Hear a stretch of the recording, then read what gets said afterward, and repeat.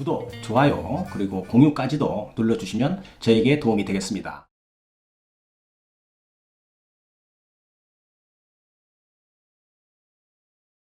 안녕하십니까. 교통사고 피해자에게 정확한 정보, 확실한 결론을 전해드리는 유국장TV입니다. 오늘은요, 많은 분들이 가장 궁금해 하시는 질문, 즉 2주 진단 받았는데 통원치료만 했습니다. 과연 합의금 얼마 받아야 정상인가요? 이 부분에 대해서 제가 확실하게 알려드리도록 하겠습니다. 자, 본론으로 바로 가겠습니다. 통원치료만 하고 합의하는 경우에 내가 제대로 된 합의금을 받을 수 있을까? 이러한 걱정을 하는 교통사고 피해자들이 의외로 많습니다.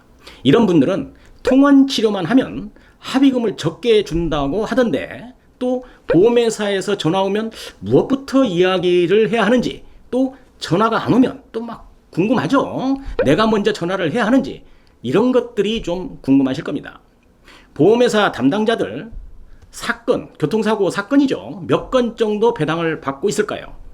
통상적으로 약 한 50건에서 한 7, 80건 이 정도 가지고 있을 겁니다. 그런데 매일매일 사건이 서너 건씩 배당이 되는데, 그렇다면 매일매일 그 사람은 서너 건 정도는 합의 처리해야 된다는 겁니다.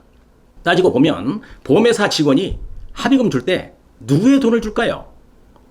회사 돈을 주는 겁니다.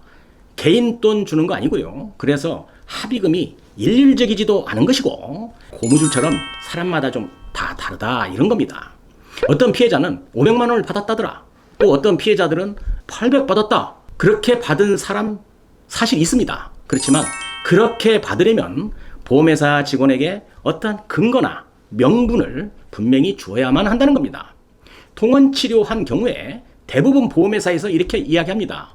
위자료 20만 원이에요. 교통비 하루에 8,000원입니다.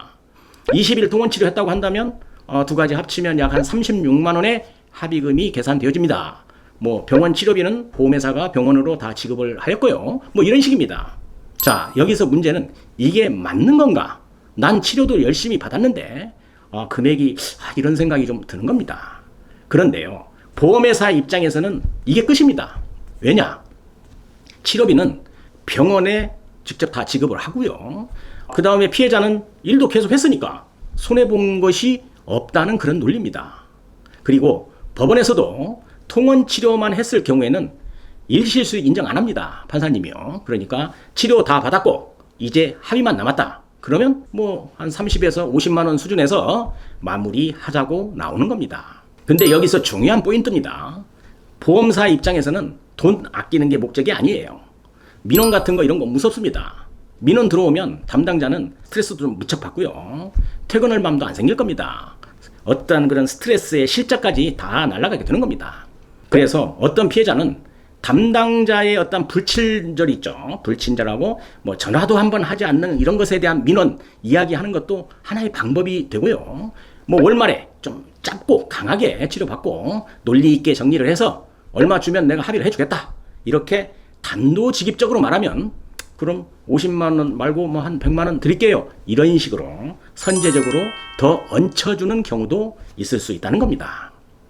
자, 팁 하나 더 드립니다. 위에서 설명드린 통원치료를 하면서도 합의금을 좀 잘 받을 수 있는 방법을 제가 설명을 드렸는데요. 지금부터는 정밀검사죠. MRI에 대한 정확한 진실을 팁으로 하나 더 말씀드리도록 하겠습니다.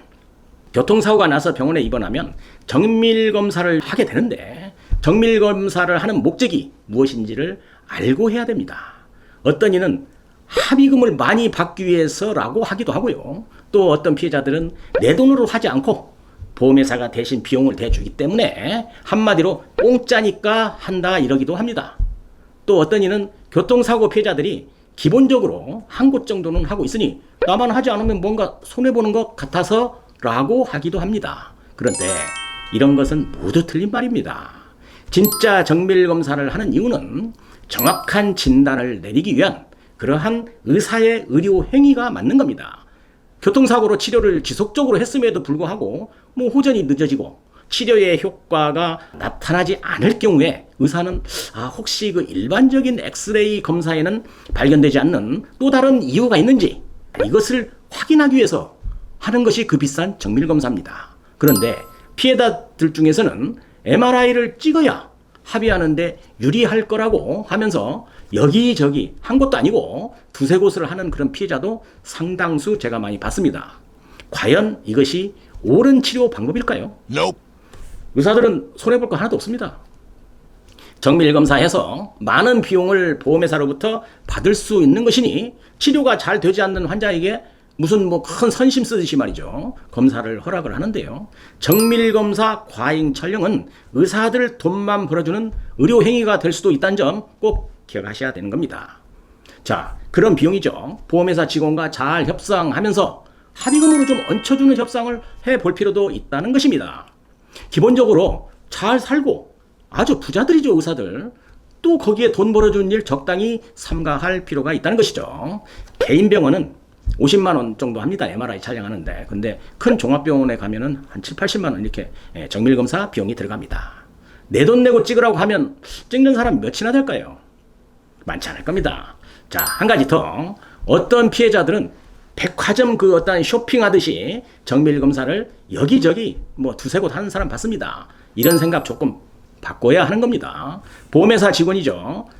1인당 보험금이라는 그 평균적으로 합의하는 금액 설정이 있으니까 무턱대고 찍어대지 마시고 합의할 때 협상의 지렛대로 활용하는 것도 합의금을 잘 받아내는 그런 하나의 방법이 될 수 있다는 것입니다. 특히 인간성 좋지 않은 의사를 만나게 되면 정밀검사 후에 결과를 보고서는 뭐 기왕증이니 퇴행성이니 자신이 판단할 때는 이번 사고와는 별 관련이 없다느니 관련이 있다고 한다면 1, 20% 정도밖에 안 된다느니 무슨 산신령 같은 소리를 하면서 진단서에 병명도 제대로 넣어주지 않는다. 이렇게 말하는 상담자들 의외로 많습니다. 또 한 가지 말씀드립니다. 한방병원에 가서 입원 치료하고 통원치료 장기간 하는 것 조심해야 하는 것입니다. 만약 과실이 있는 피해자라면 좀 잘 살펴봐야 하는데요.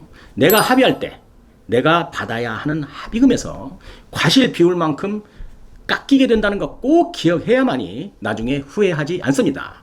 또 교통사고로 외상이 심하고 사고가 매우 커서 외과적으로 잘 치료해야 할 그런 환자가 호텔같이 그냥 아주 시설을 잘 해놓은 그리고 뭐 1인실도 좀 사용하게끔 이렇게 선심 쓰는 듯한 한방병원의 돈 벌기 전략에 휩쓸리지 마시기 바랍니다.